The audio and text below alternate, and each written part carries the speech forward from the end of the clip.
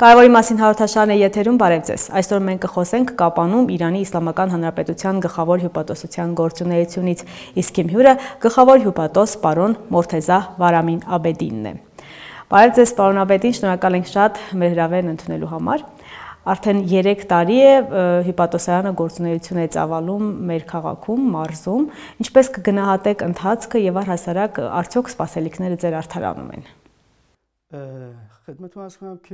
Բնականաբար հյուպատոսարանի հիմնադրումը Կապանում եւ առհասարակ այս մարզում երկու երկրների իշխանությունների եւ կառավարության որոշումներ, եւ այն օգնում է երկու երկրների կապերի ու հարաբերությունների ամրապնդմանը։ Ես այստեղ կարող եմ մի քանի տվյալ առանձնացնել։ Արաքս գետի վրա տարիներ առաջ մի կամուրջ էր կառուցվել, որ բեռնատար եւ մարդատար մեքենաները, նաեւ զբոսաշրջիկները այդտեղով անցնեն։ Դա նախատեսված էր օրական 120 մեքենայի համար, բայց այսօր հնարավոր է օրական 450-ից ավելի տրանսպորտային միջոց անցնի այնտեղով։ Դրան զուգահեռ էլ մարդկանց անցուդարձն է տեղի ունենում։ Կարող եմ նաև այլ տվյալներ ասել, որոնք մի քանի օր առաջ ենք ձեռք բերել։ Ինձ համար եւս հետաքրքիր տվյալներ են։ Վերջին 2.5 տարվա ընթացքում 1.400.000 մարդ Հայաստանից գնացել է Իրան եւ հակառակը։ Տարեկան 500.000-ից ավելի անցուդարձ է եղել։ Դա շատ մեծ թիվ է։ Նկատի ունենալով Հայաստանի բնակչության թիվը,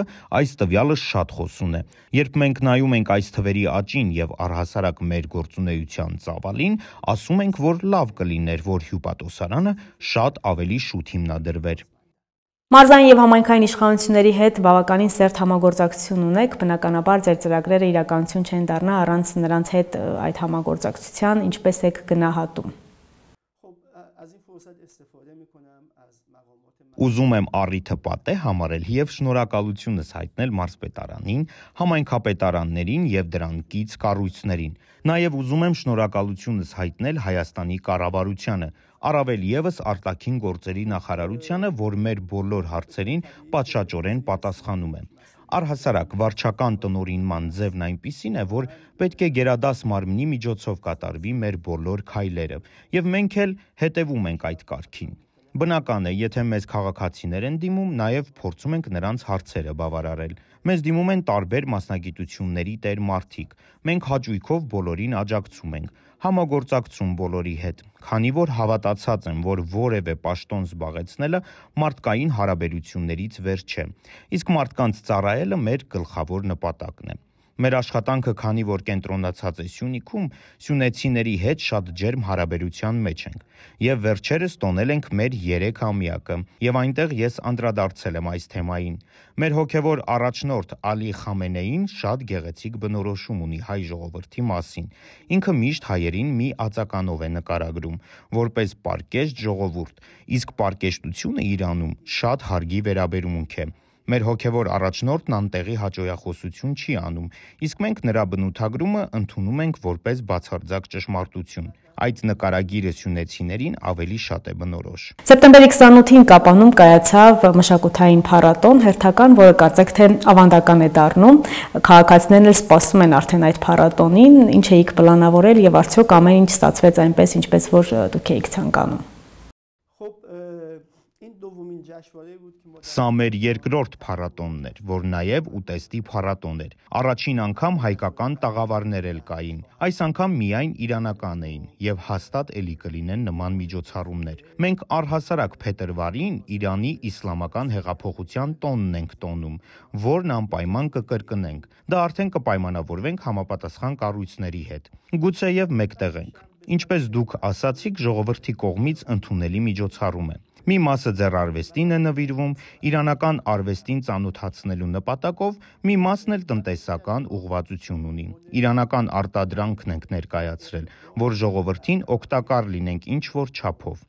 Առհասարակ այս փառատոնները առիթ են, որ մոտիկից շփվենք ժողովրդի հետ։ Չնայած այս միջոցառման կազմակերպումը բարդ ու ծանր աշխատանք էր մեզ համար եւ առհասարակ նյութական բաղադրիչը մեզ չի հետաքրքրում։ Մեզ համար արժեքավոր է, որ կարողանանք մեծ թվով մարդկանց հետ շփում ունենալ։ Դա մեր դիվանագիտական աշխատանքի ուղղություններից է։ Կարծում եմ, եթե մարդկանցից էլ հարցնենք, բավական հաջողված միջոցառում կհամարեն այն։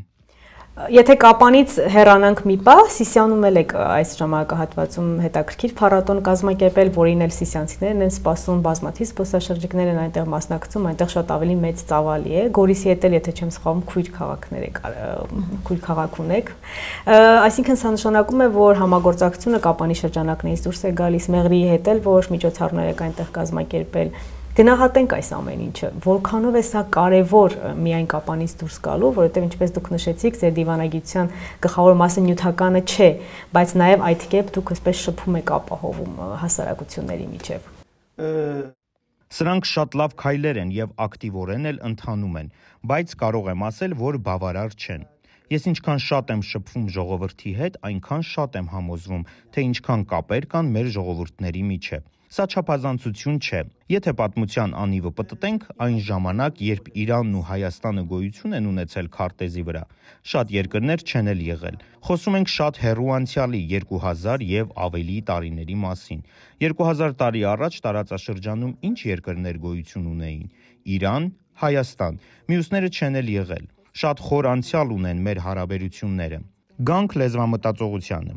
Որ լեզուն է շատ մոտ հայերենին։ Երևի պարսկերենից բացի ուրիշ լեզու դժվար էլ գտնենք։ Առաջին անգամ եմ այս մասին բարձրաձայնում։ Նույնիսկ մեր լեզուներում կան բառեր, որոնք աննշան տարբերություն ունեն։ Սա ցույց է տալիս մեր մշակութային անցյալը, կապերը, որոնք ժամանակի ընթացքում մի քիչ գունավորումն են փոխել։ Ուղղակի խորհրդային շրջանում այդ կապը ինչ-ինչ պատճառներով ընդհատվել է։ Սա մեր եւ ձեր պարտականությունն է, որ տարիների այս փոշին, որ նստել է այս երկու երկրների հարաբերությունների վրա, մաքրենք։ Եվ ինչքան մարդկանց համար դա պարզ ու ակնհայտ լինի, մարդիկ այնքան մեծ սիրով կմոտենան այդ ամենին։ Մեր հարաբերությունների ձևավորումը պարտադիր չէ ինչ-որ մեկին դեմ լինի։ Մենք այդ ակնոցով չենք նայում հարցերին։ Ուղղակի ուզում ենք մեր պատմական անցյալը վերականգնենք։ Այդ ուղղությամբ շատ աշխատանք կա կատարելու, թե իմ միջոցով, թե հետագայում նրա, ով ինձ կփոխարինի։ Կարող ենք բավական մեծ գործեր անել տարբեր քաղաքներում։ Փորձել եմ 3 տարիների ընթացքում ներկայություն ունենալ տարբեր քաղաքներում եւ չկենտրոնանալ Կապանի վրա։ Մեղրիում 2 միջոցառում ենք արել՝ իրանական նոր տարին եւ նռան փառատոն։ Սիսիանում Նավասարդը եւ առաջին անգամվա համար Գորիսում նման միջոցառում արեցինք։ Գորիսի հետ քույր քաղաքներ էլ ունենք արդեն։ Երբ Գորիսում էի, մի տղա մոտեցավ եւ ասաց, որ Ղարադաղից է։ Հետո հետաքրքրվեցի, պարզվեց, որ Գորիսում 500 հոգի այնտեղից է եկել։ Սա մեր դարավոր հարաբերությունների ապացույցներից է, իսկ այս միջոցառումների շնորհիվ այդ կապը պետք է ամրացնենք։ Առիթը պատեհ համարելով, ուզում եմ մի բանի անդրադառնալ։ Իրանը գիտական ասպարեզում նույնպես պատրաստ է համագործակցել Հայաստանի հետ՝ բժշկական, գյուղատնտեսական, ճարտարագիտական, հանքարդյունաբերական եւ այլն։ Հիմա փորձում եմ հասկանալ, թե Սյունիքի որ շրջանում, որ ոլորտի զարգացման հնարավորություն կա եւ գիտական փորձի փոխանակման մեր պատրաստակամությունը հայտնել։ Կապանում, Քաջարանում հանքարդյունաբերությունն է զարգացած։ Կարող են այստեղից գնալ Իրանում զարգացնել իրենց գիտելիքները։ Մենք արդեն տեղի պոլիտեխնիկական համալսարանի մասնաճյուղի հետ հուշագիր ունենք ստորագրված, որ գործնական հիմքերի վրա պիտի դնենք։ Հաջորդ այցս Գորիսի բժշկական հաստատություններ կլինի, որտեղ համագործակցության որոշ առաջարկներ պետք է ներկայացնեմ։ Սիսիանում կարող է զարգանալ գյուղատնտեսությունը։ Այդ ուղղությամբ կարող ենք քայլեր ձեռնարկել։ Մեր գյուղատնտեսության ոլորտի նորարարական ձեռքբերումները կարող ենք ներկայացնել տեղի համայնքային իշխանություններին, նույնը Քաջարանում եւ Մեղրիում։ Այստեղ էլ որ ուղղությամբ ցանկանան, կարող ենք խորացնել համագործակցությունը։ Եթե տնտեսական մշակութային ոլորտից մի փոքր կողմ գնանք, մի կողմ անցնենք, ժամանակավոր իհարկե,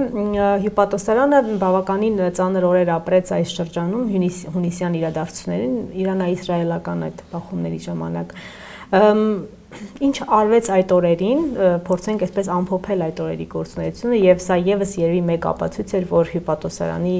գոյությունը Կապանում, ինչպես դուք նշեցիք, պետք է շատ ավելի վաղ լիներ եւ շատ կարեւոր է նրա առաքելությունը այստեղ։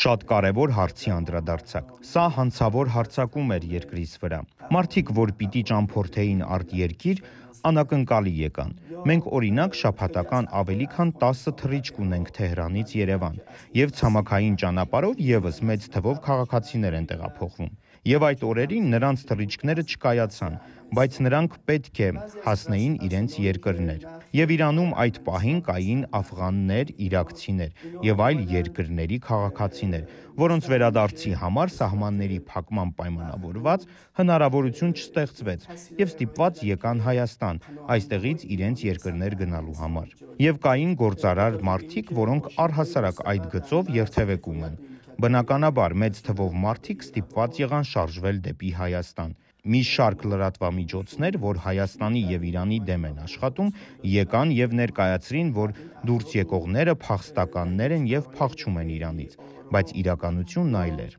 Սահմանը հատողներն այն մարդիկ էին, որոնք ուզում էին թռիչքները Հայաստանի միջոցով իրականացնել եւ հասնել իրենց երկրներ։ Առաջին օրվանից եկանք եւ սահմանին փորձեցինք օգնել ժողովրդին։ Առիթը պատեհ համարելով շնորհակալությունս եմ հայտնում մարզպետարանին, որ աջակցեց մեզ։ Քանի որ սահմանում արկա փոխադրամիջոցները չէին բավարարում այդ բազմությանը տեղափոխելու համար, մարզպետարանի հետ որոշեցինք մեքենաներ տրամադրել, որ մարդիկ արագ եւ մատչելի գներով հասնեն Երևան։ Մեզ այդ օրերին զանգահարեցին Մեղրիի եւ Կապանի բնակիչներ, որոնք պատրաստակամություն հայտնեցին հյուրընկալել իրանցի ընտանիքներին։ Ուզում եմ շնորհակալություն հայտնել նաև այդ մարդկանց, որոնք ցանկություն ունեին մեզ աջակցելու։ Սա հենց այն հատկությունն է, որ բնորոշ է սյունեցիներին։ Այդ օրերին նաև մեկ ուրիշ շատ կարևոր հարց բարձրաձայնեցիք բեռնափոխադրողների խնդիրների հետ կապված։ Դա իհարկե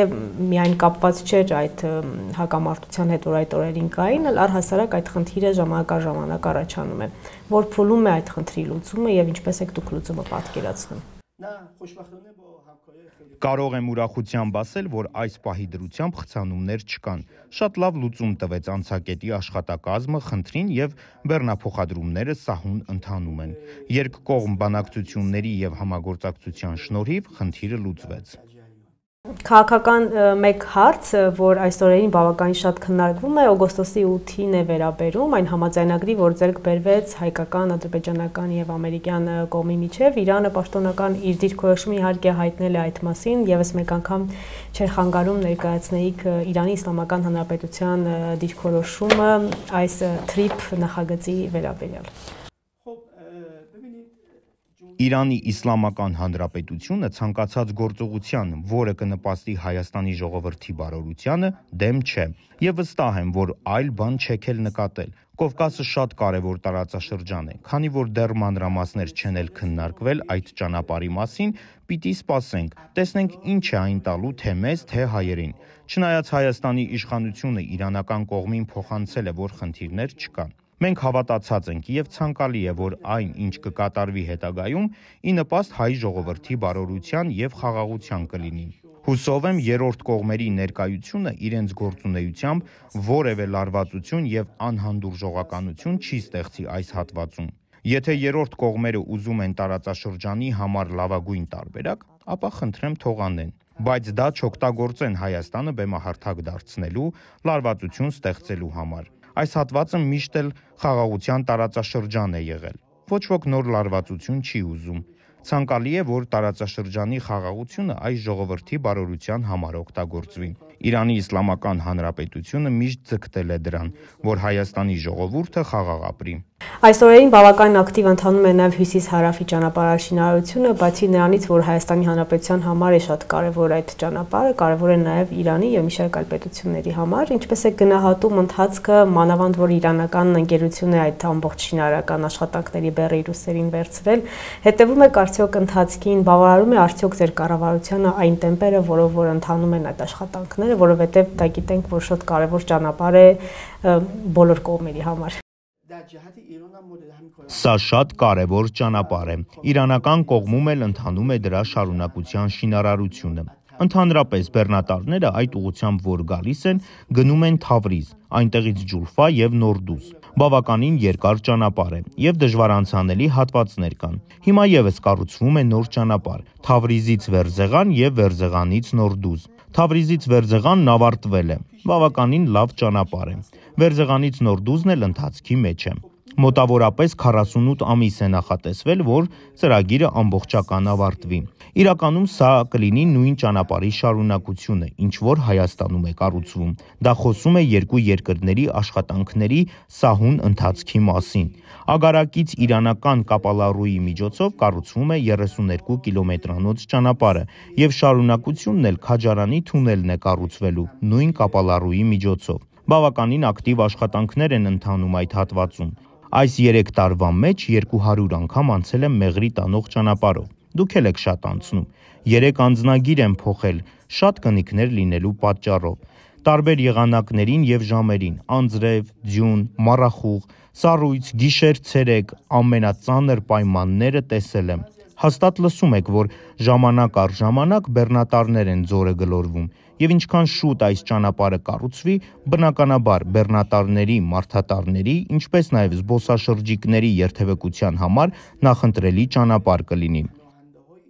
Հյուսիս-հարավ բարվոք ճանապարհի շնորհիվ հարթ ու սահուն կլինի կապը իրանական հարավային ծովային շրջանների, Չաբահարի, այնտեղից էլ Չինաստանի, Հնդկաստանի եւ մյուս երկրների հետ։ Բնականաբար Հայաստանի համար էլ շատ կարևոր ճանապարհ է։ Իրանով ուղիղ գնալ հասնել Չինաստան եւ ծովային աշխարհ։ Եվ հակառակը, Իրանի համար էլ այդ նույն ճանապարհը դեպի Ռուսաստան, Վրաստան եւ հյուսիսային երկրներ տանող ռազմավարական ուղղություններից է։ Հյուսիս-հարավ ճանապարհը երկու երկրների ակնհայտ ջերմ հարաբերությունների վկան է։ Պարոն Աբեդին, ասվածին ինչ կավելացնեք։ Շնորհակալություն Սյունիք հեռուստաընկերությանն այս առիթի համար։ Լրատվականները մեծ դերակատարություն կարող են ունենալ երկու երկրների հարաբերությունների հարցում, եթե ամեն ինչ ճիշտ ներկայացնեն։ Եվ բնականաբար այս ամբողջ աշխատանքների համատեղումը տարածաշրջանի խաղաղությանն է միտված։ Լինելով դիվանագետ, շատ ուրախ եմ եւ պատիվ ունեմ, որ առաջին գլխավոր հյուպատոսն եմ։ Այս պաշտոնին զուգահեռ այլ երկրներում դեսպանի աշխատանքի առաջարկել էի ստացել, բայց հրաժարվել էի։ Երբ ներկայացնում էի իմ արտոնագիրը Արարատ Միրզոյանին, ասացի, որ ինձ համար մեծ պատիվ է Հայաստանում Իրանը ներկայացնելը։ Եթե կարողանամ այս կարճ ժամանակահատվածում մեր երկու ժողովուրդների միջև հարաբերությունների ել ավելի զարգացմանը նպաստել, շատ ուրախ կլինեմ։ Հավատացած եմ, որ շատ գործ ունենք անելու եւ հաստատ կձեռնարկենք ավելի կարեւոր քայլեր եւ միջոցառումներ։ Շնորհակալ եմ այս առիթի համար։ Կարևորի մասին հաղորդաշարներ եթերում այսօր մենք խոսեցինք հայ-իրանական հարաբերություններից, իսկ իմ հյուրը Կապանում Իրանի Իսլամական Հանրապետության գլխավոր հյուպատոս Մորթեզա Վարամին Աբեդինն էր։ Հաջողություն։